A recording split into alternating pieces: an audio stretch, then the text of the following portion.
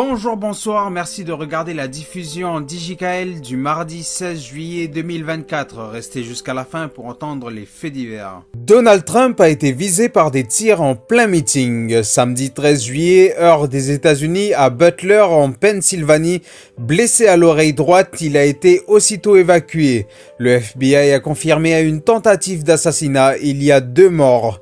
Le suspect et une personne dans le public sont morts. Une autre personne est gravement blessée. Le tireur a été identifié comme étant un homme âgé de 20 ans, dénommé Thomas Matthew Crooks, un enfant que les autres étudiants de son établissement diront être marginal et à l'écart des autres étudiants. Alors que dans les quartiers sud, le 14 juillet s'est passé sans exaction de la part des forces de l'ordre, dans les quartiers nord, nous avons reçu des images dans lesquelles les forces de l'ordre lancent des grenades lacrymogènes sur les gens avec le drapeau Kanaki. Macron avait dit qu'ils nageront dans la Seine à l'ouverture des Jeux Olympiques. La première personnalité politique à le faire, c'est la ministre des Sports, Amélie Castera, à 13 jours des Jeux Olympiques. À Rivière-Salée, bien avant l'heure du couvre-feu. On a affiché nos couleurs en bas et ça claque en bas à mobile. Alors c'est même pas encore le couvre-feu, il est 18h46 là. Police partout, justice nulle part.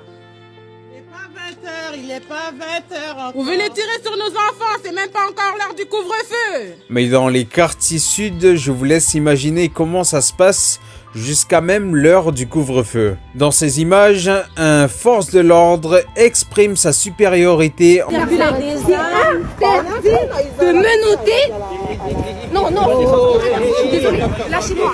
Vous allez lâcher par là. Vous avez lâché. Je me casse. Vous pouvez me lâcher. Vous allez l'attraper comme ça là.